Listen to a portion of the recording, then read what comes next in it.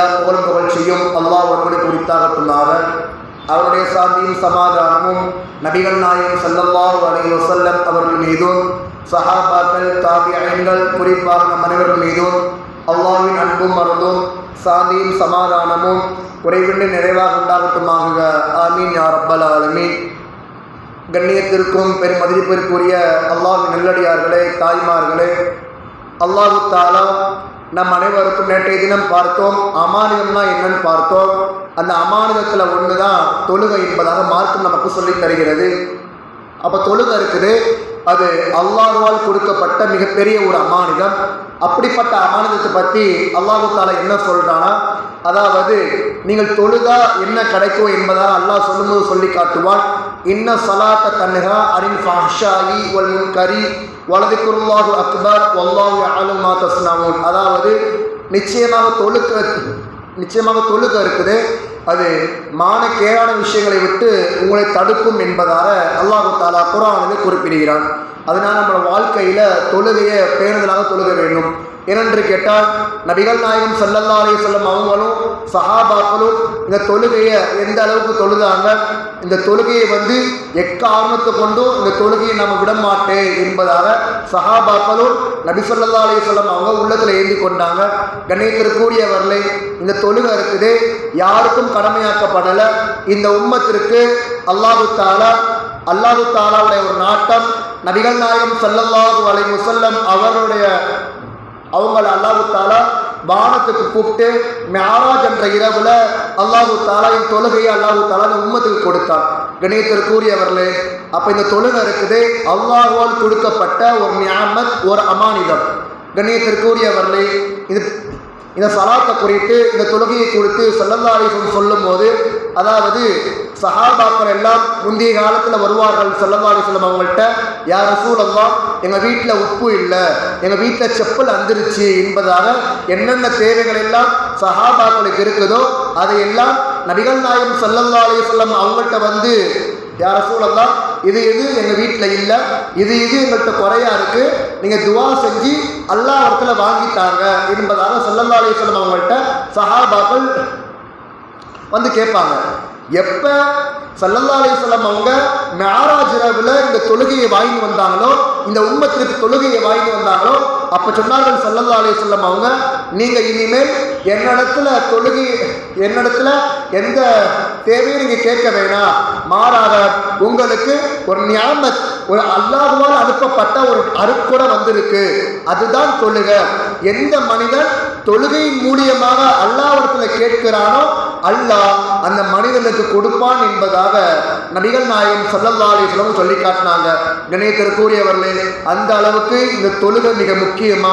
அதனால நம்ம வாழ்க்கையில பாடமாக எடுத்துக்கொள்வோம். நான் போன வருஷமே சொன்னேன், 27 28 நோம்புல சொன்னேன், அதாவது நீங்க எல்லாம் அடுத்த வருடம் என்னத்துல சொல்லணும். நீங்க யாரும் சொல்ல வேண்டாம், உங்க உள்ளத்துல எழுதிக்காங்க, போன வருஷம் ரமலான்லேருந்து இந்த வருஷம் ரமலான் வரையும் நான் எத்தனை வேளை தொழுகை என்னோட வாழ்க்கையில எத்தனை வேளை தொழுகை போயிருக்கு என்பதாக உங்க உள்ளத்துல நீங்க எல்லாம் கேட்க வேண்டும்.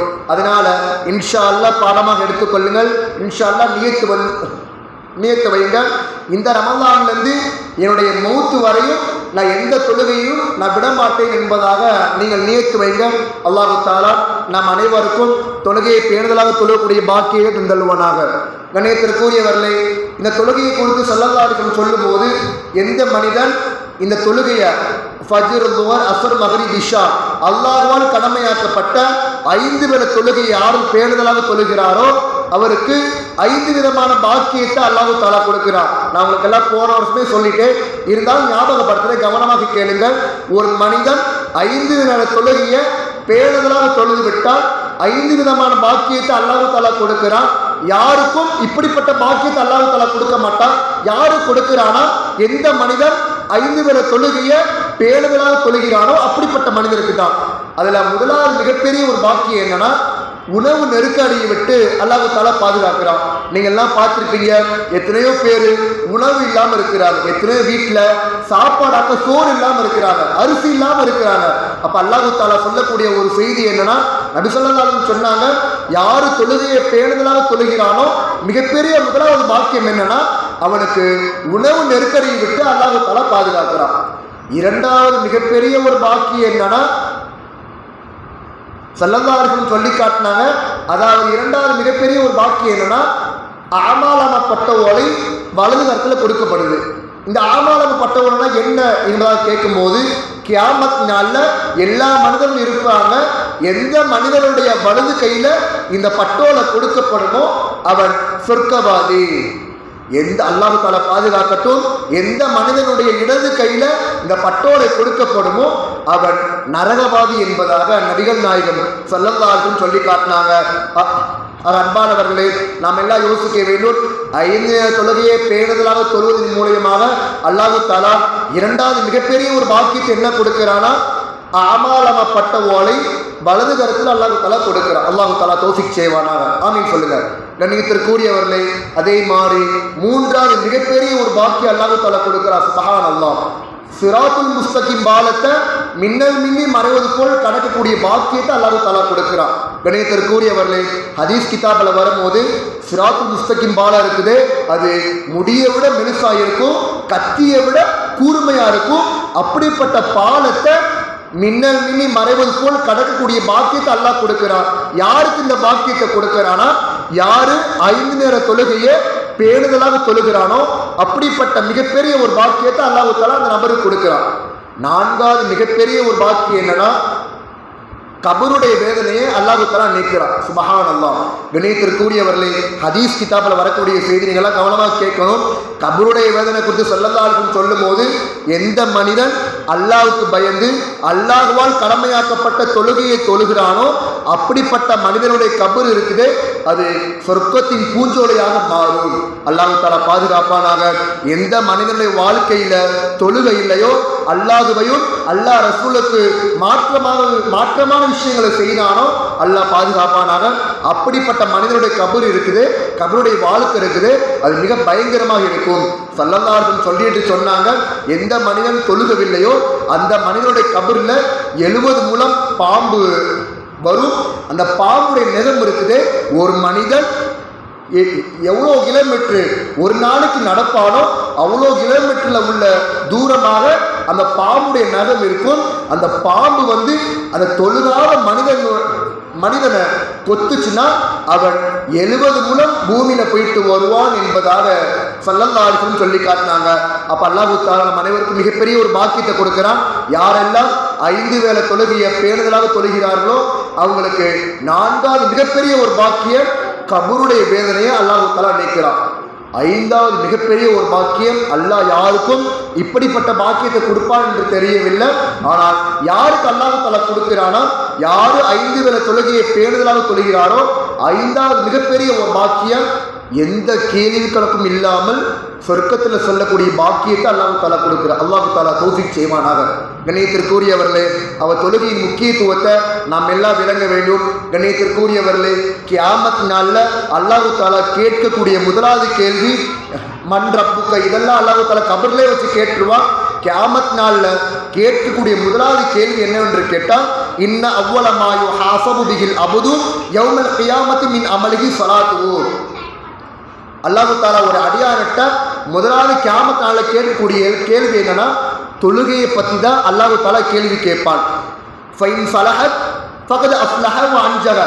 எந்த மனிதனுடைய தொழுகை சரியாக இருக்குமோ அவன் வெற்றி பெற்று விட்டான், பின் வரக்கூடிய எல்லா அமல்களும் சரியாகிவிடும். அல்லாஹ் தஆலா பாதுகாப்பானாக. வ இன் ஃபஸதத் ஃபகத் காப வ ஹஸிர. எந்த மனிதனுடைய தொழுகை சீர்கெட்டு போய்விடுமோ அப்படிப்பட்ட மனிதனுடைய பின் வரக்கூடிய அமல் சீர்கெட்டு போய்விடும் என்பதாக நபிகள் நாயகம் ஸல்லல்லாஹு அலைஹி வஸல்லம் சொன்னாங்க. அதனால தாய்மார்களே, நம்முடைய வாழ்க்கையில மிகப்பெரிய ஒரு பாக்கியமாக எடுத்துக்கொள்ளுங்கள். அல்லாஹ் தஆலா பாக்கியமாக இந்த தொழுகையை கொடுத்திருக்கா. நீயத்து வைங்க, என்னுடைய வாழ்க்கையில நான் ஒரு வேளை தொழுகையை கூட நான் விட மாட்டேன், நான் முழுக்க அல்லாஹ்வுக்கு சஜ்தா செய்வேன் என்பதாக நீயத்து வைங்க. என்று கேட்டால் நீயத்துக்கு அல்லாஹ் தஆலா கூலி தருகிறான்.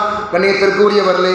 அதனால நம்முடைய வாழ்க்கையில தொழுகையை பேணுதலாக தொழுகக்கூடிய பாக்கியத்தையும் வல்ல ரஹ்மான் உங்களுக்கும் எனக்கும் தந்தல்வானாக.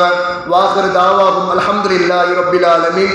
கண்ணியத்திற்குரியவர்களே, ஒரு முக்கியமான விஷயம் என்னன்னா, இப்போ நீங்களாம் கேள்வி கேட்பீங்க, அதாவது எனக்கு தொழுகை தெரியாது, நான் இத்தனை நாள் சும்மா இமாம் தொழு வைக்கிறாங்க, நான் பின்னாடி தொழுதேன், எனக்கு என்ன ஓதுறது, சூறாவும் அந்த அளவுக்கு எனக்கு தெரியாது என்பதாக நீங்கள்லாம் கவலைப்பட்டால் உங்களுக்கு எல்லாம் அரிய வாய்ப்பு என்னன்னா, உஸ்வத்துல் ஹஸனா மகளிர் கல்லூரியில் பெரியவங்களுக்கும் பாடம் எடுக்கிறாங்க. இப்போ பெரியவங்களுக்கு இருக்காதுன்னு தெரியல, இன்ஷால்லா கன்ஃபார்ம் பண்ணிக்கங்க.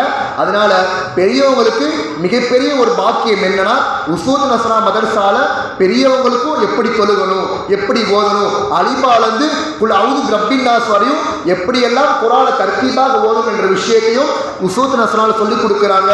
கண்ணியத்திற்குரியவர்களே, என்று கேட்டால் தாய்மார்கள், அதாவது ஃப்ரெண்டோட அம்மா, அந்த அம்மா வந்து ஆரம்ப காலத்தில் இங்கேயே ஓதி, முன்னாடி இங்கே இல்லை உஸ்வத்துல் ஹஸனா, மாறாக அந்த ஸ்கூல் பள்ளியில் இருந்துச்சு, அங்கே இருந்துச்சு. என் ஃப்ரெண்டோட அம்மா வந்து என்னன்னா அங்கேயே ஓதி மல்லிகா பட்டமும் வாங்கிட்டாங்க, அல்லமா பட்டமும் வாங்கிட்டாங்க, அதே மாதிரி ஆலிமா பட்டம் வாங்கிட்டாங்க. அந்த அம்மா பேர் என்னன்னு தெரியல, அல்லாஹ் தஆலா அந்த அம்மாவுக்கு தௌஃபீக் செய்வானாங்க. அதனால நீங்கள் ஆர்வப்படுங்க, எனக்கு தொழுகை தெரியலையே, நான் எப்படி தொழுகணும், இந்த மூஞ்சை கொண்டு இந்த முகத்தை கொண்டு அல்லாஹ் நான் எப்படி போய் சந்திப்பேன் என்பதாக கவலையாக இருந்தால் கவலைப்படாதீங்க. கண்ணியத்திற்குரியவர்களே, சில ஊரில் கவலைப்படுறாங்க, என்னடா நம்ம ஊரில் ஒரு பெண்களுக்கு சொல்லிக் கொடுக்கக்கூடிய மதரசாக்கள் இல்லையே, செங்கரையில் கவலைப்படுறாங்க. தாய்மார்கள் பக்கத்தில் இருக்கக்கூடிய செங்கரல் பெருநாவலூரில் கவலைப்படுறாங்க, இது மாதிரி சொல்லிக் கொடுக்கக்கூடிய ஆலிமாக்கள் இல்லையே, நான் இந்த ஊர் முக்கியத்துவம் கொடுக்கணும், இந்த ஊரில் உள்ள எல்லா பெண்மணிகளும் ஒரு ஆலிமா வச்சு சொல்லிக் கொடுக்க வேண்டும் என்பதாக ரொம்ப கவலைப்படுறாங்க. அந்த கவலையெல்லாம் நமக்கு வேண்டாம். அல்லாஹ் தஆலா மிகப்பெரிய ஒரு பொக்கிஷமான உஸ்வத்துல் ஹஸனா மதரசாவை அல்லாஹ் தஆலா கொடுத்துருக்கா. அதனால இன்ஷா அல்லாஹ் நோன்பு கழிச்சு அட்மிஷன் நடைபெறும். இப்போ அட்மிஷன் நடந்து கொண்டு தான் இருக்குது. அதனால உங்கள் பெயர்களை நீங்கள் முன்னாடி கொடுங்க.